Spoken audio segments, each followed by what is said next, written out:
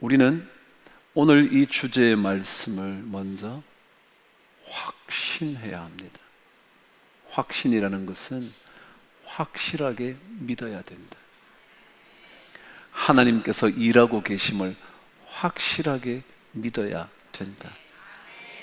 어떤 삶의 시간에도 하나님은 일하고 계신다.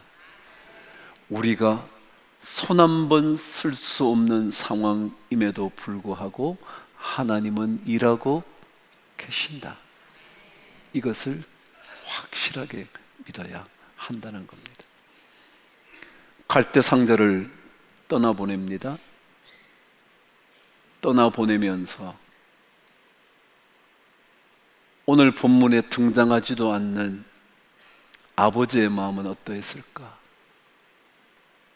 그리고 떠나보내는 마지막 모습조차 바라볼 수 없어서 그 자리에 딸이 남아 누나가 남아 그 갈대상자가 넘실넘실 흘러가는 것을 쳐다보고 있었을, 그리고 쳐다보지도 못했을 어머니의 마음, 누나의 마음은 어땠을까? 그러나 분명한 것은 나일강으로 떠내려가는 그 갈대상자를 바라보면서 그들은 하나님께서 일하고 계심을 분명히 믿고 있지 않았을까? 그 이유를 제가 지난 시간에 레위 남자와 레위 여자의 결혼, 그리고 그들이 얻게 된 아들의 이야기를 나눈 겁니다. 비록 우리가 아무것도 할 수 없이 나일강에 떠내려 보낼 수밖에 없었을지라도 그때에도 일하고 계시는 하나님, 아무것도 그들은 가지지 못했지만 하나님께서 그들의 기업이 되어 주신다는 이 확실한 믿음, 그것이 그들에게 있지 않았을까? 제가 지난 시간에 이 갈대 상자가 똑같이 쓰여진 히브리어가 있었다 그랬죠? 그게 뭐였죠? 노아의 방주였다 그랬습니다. 그러니까 그들은 갈대 상자를 떠나보내면서, 그래, 하나님께서 노아의 방주를 통하여 노아의 전 가족을 구원해 내셨던 것처럼 내 아들도 내 동생도 하나님께서 반드시 건져 주실 거야. 그런 믿음은 혹시 있지 않았을까요? 그 떠나보내던 그들의 마음 속에 도대체 어떤 마음이 있었을까요? 하나님께서 하실 거야. 여러분, 신앙인은 꼭 한 가지 놓치지 말고 있어야 할 게 있습니다. 그것은 바로 하나님을 끊임없이 기대하는 것입니다. 과거의 상황이 어떠했든지, 현재의 환경이 어떠하든지, 미래가 불확실하다 할지라도 우리는 하나님을 기대해야 합니다.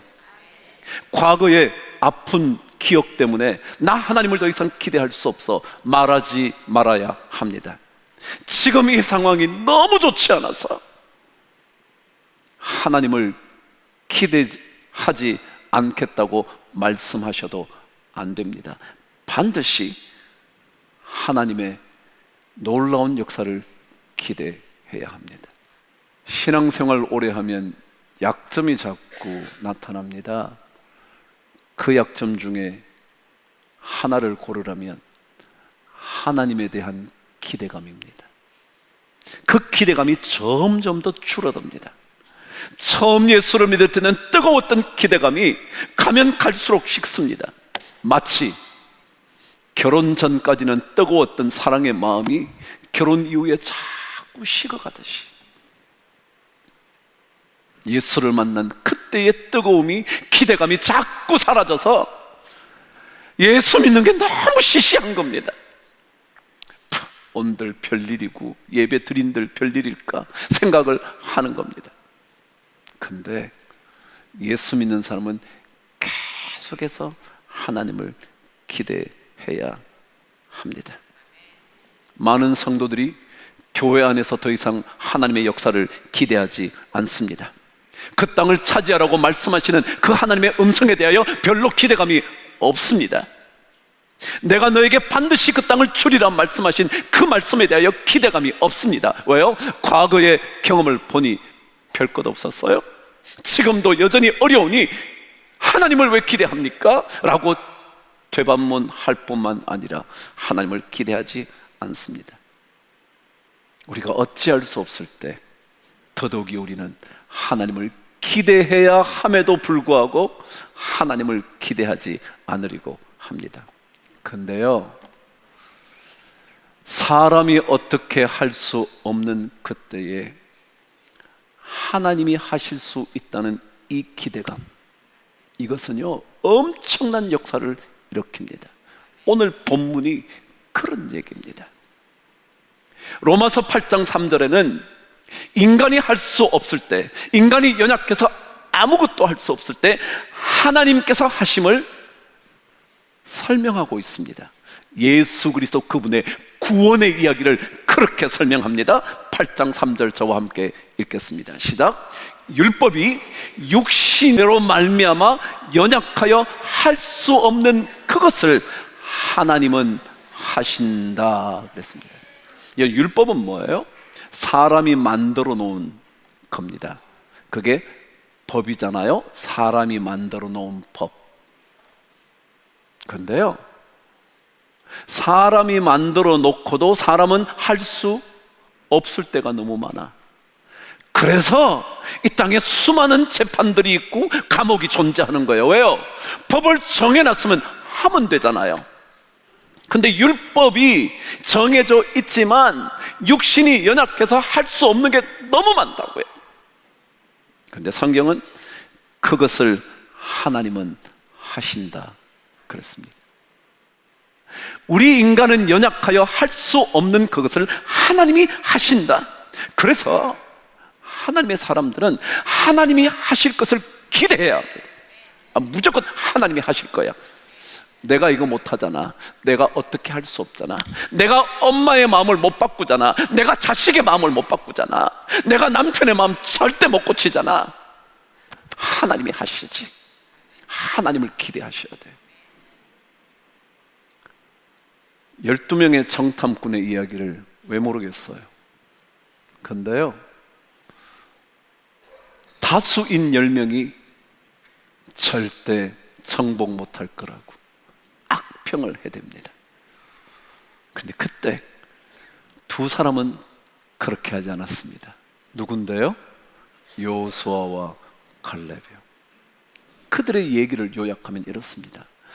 물론 우리가 판단에 복은데는 우리도 10명의 정탐꾼의 말처럼 정복하기 어려울지 모르겠습니다. 거대한 안악자손 이길 가능성이 별로 없을 것 같습니다.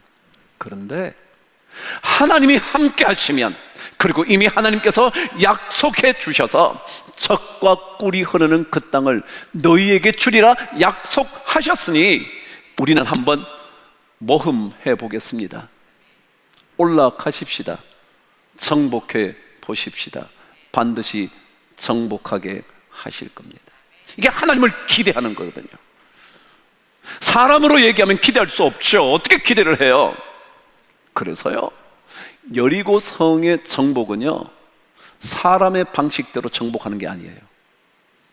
사람의 계산으로 안 되는 일이었거든요. 그래서 단지 성을 돌다가 외치는 소리로 말미암아 무너지게 만드는 거거든요. 그게 하나님을 기대하는 거예요. 하나님. 내 손을 떠났으니 하나님께서 하시지 않겠습니까? 하나님을 기대해야 하지 않겠냐고요. 그것이 오늘 4절입니다. 저와 함께 읽으실까요? 시작. 그의 누이가 어떻게 되는지를 알려고 멀리 섰더니 그랬습니다. 미리암이라는 누나는 그의 동생의 운명이 어떻게 될지를 알아보려고 서 있었대. 여기에 멀리 섰다는 말은요, 처음에는 가까이 있었겠죠. 강물에 놓을 그때였으니까. 근데 점점 떠내려갑니다. 떠내려갑니다. 떠내려갑니다. 멀어지기 시작합니다. 그럼에도 불구하고 계속 쳐다보고 있는 겁니다. 여러분, 신앙은 이런 겁니다. 일이 되지 않고 점점 더 내 손에서 멀어질 때 계속 쳐다보고 있는 겁니다. 하나님 어떻게 하실 겁니까? 하나님 어떻게 하실 겁니까? 하나님 어떻게 해결하시겠습니까? 하나님 어떻게 역사하시겠습니까? 우리는요, 손에서 떠나고 나면 에이 몰라. 아니요, 여전히 하나님이 어떻게 하실까를 계속 주목하고 있어요. 주목하고 있어요. 내가 아무것도 못할수록 하나님을 더 주목해야 됩니다. 하나님께 매달려서 하나님 해결해 주세요. 저는 이제 할 수가 없습니다. 저는 제 손을 이미 떠났습니다. 아무리 말해도 안 됩니다. 눈물을 흘리며 그곳에 하나님의 일하고 계심을 기대하고 있어야 합니다. 그것이 바로 미리암이라는 누나, 어쩌면 딸에게 모든 것을 맡긴 엄마, 아버지, 그들의 마음이었을 겁니다.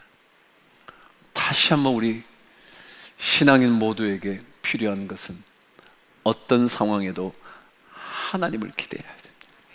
어떤 상황에도 멀어질수록, 떠나갈수록, 도저히 내 손이 이제는 닿을 수도 없게 된 그때에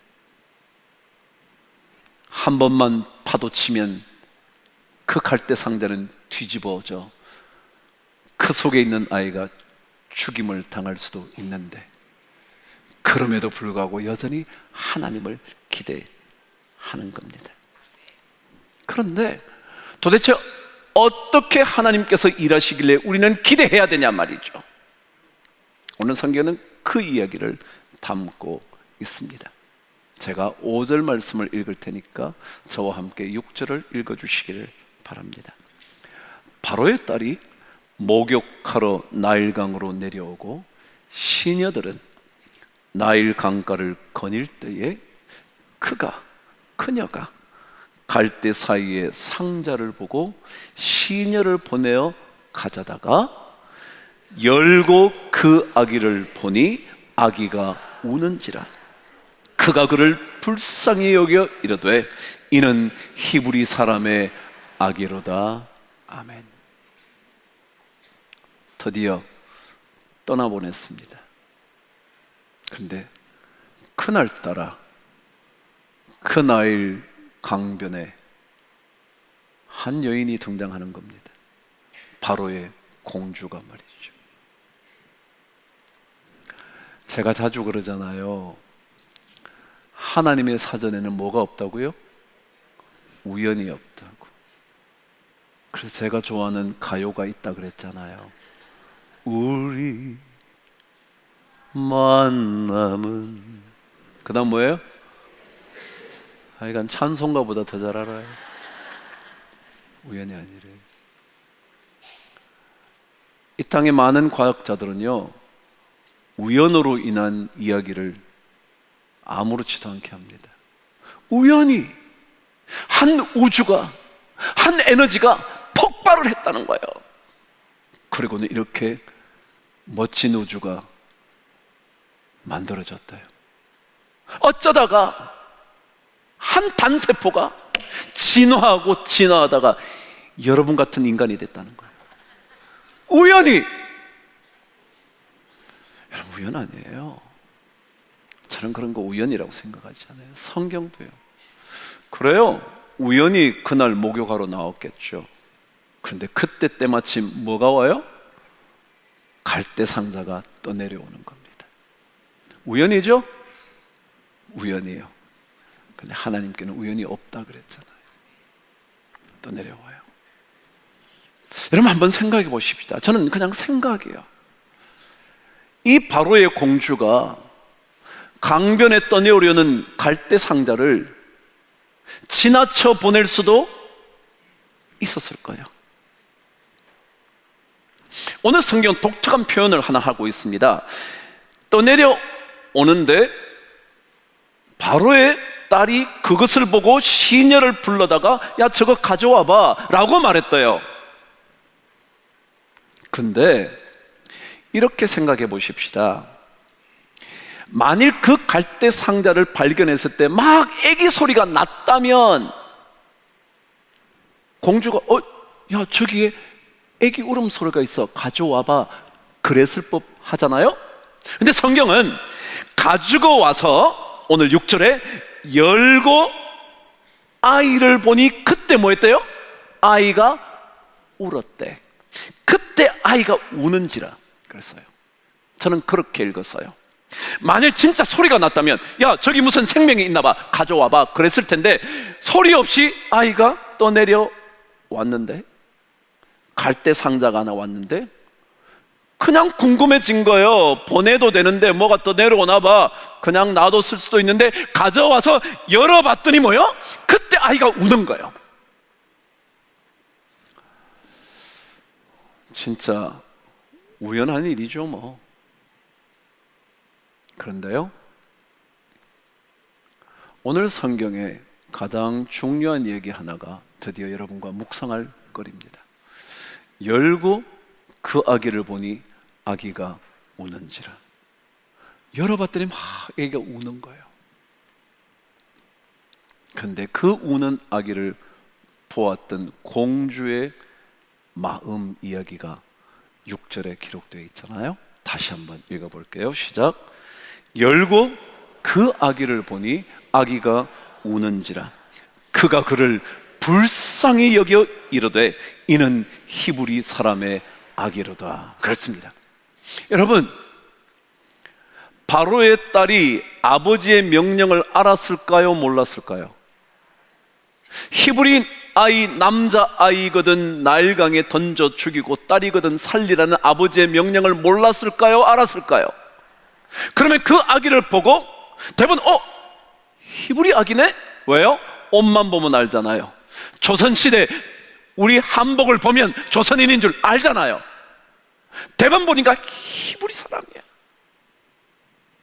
그래서 뭐라 그래야 돼요? 아니 어떻게 이렇게 아이가 살아남았지? 빨리 가서 시작 죽여. 그럴 수 있지 않았을까요?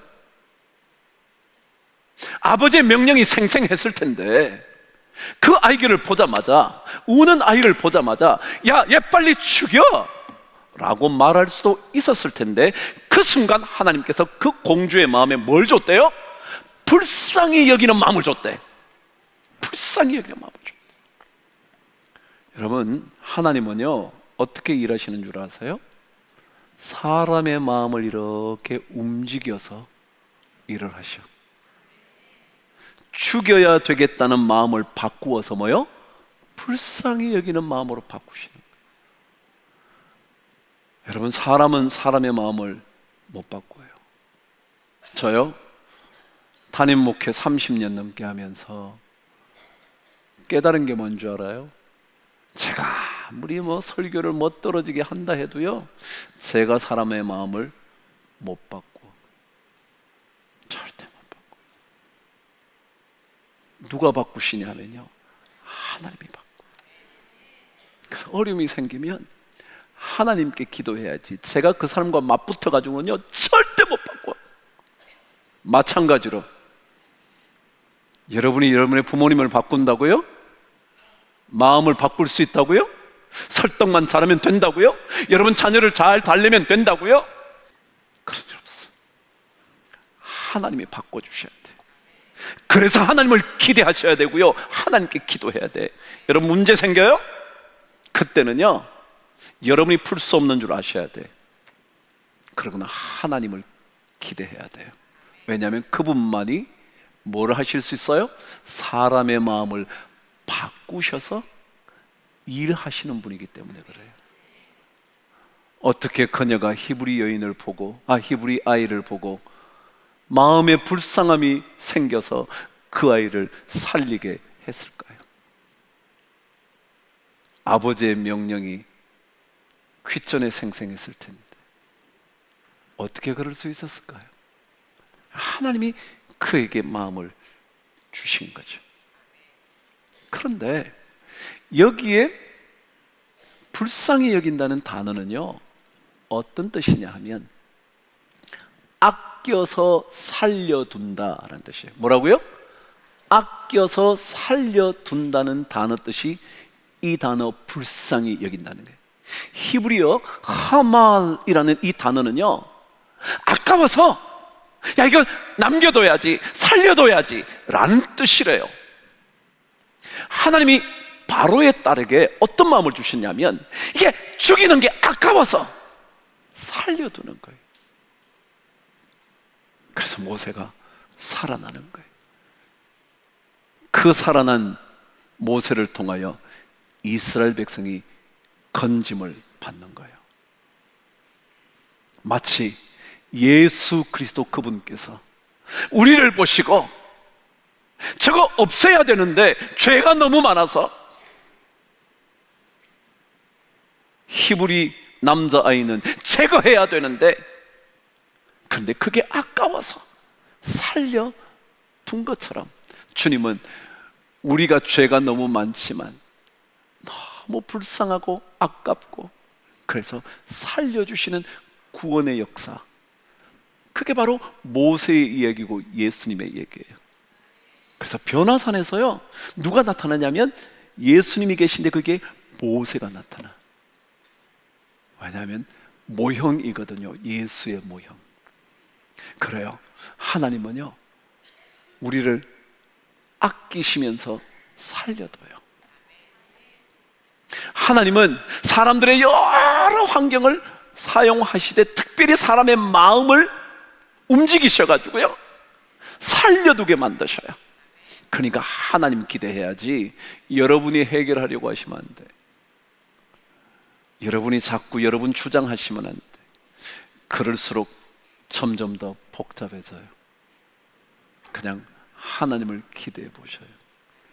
그럼 하나님께서 아껴서 살려두시는 하나님의 일하심을 보여주실 거예요. 말라기 3장 17절의 말씀을 함께 읽고 말씀을 정돈해 보죠. 저와 한번 말씀을 읽어볼게요. 시작. 만군의 여호와가 이르노라. 나는 내가 정한 날에 그들을 나의 특별한 소유로 삼을 것이요 또 사람이 자기를 섬기는 아들을 아낌같이 내가 그들을 아낄 것이다. 여기에 아낀다, 아낀다라는 단어가 하말이라는 불쌍히 여긴다. 사람이 자기를 섬기는 아들을 아낌같이 아까워서 살려두는 것처럼 하나님은 여러분과 저를 살려두는 거예요. 이게 바로 하나님이 일하시는 방식이에요. 우리는 제거되어야 할 히브리 남자 아이들이거든요. 죽여버려야 했을 그런 사람들이거든요.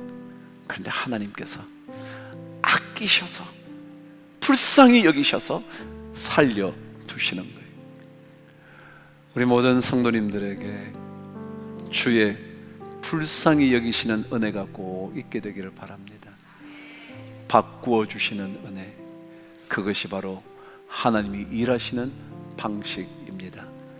그 은혜를 많이 누리는 3월 되기를 축복합니다.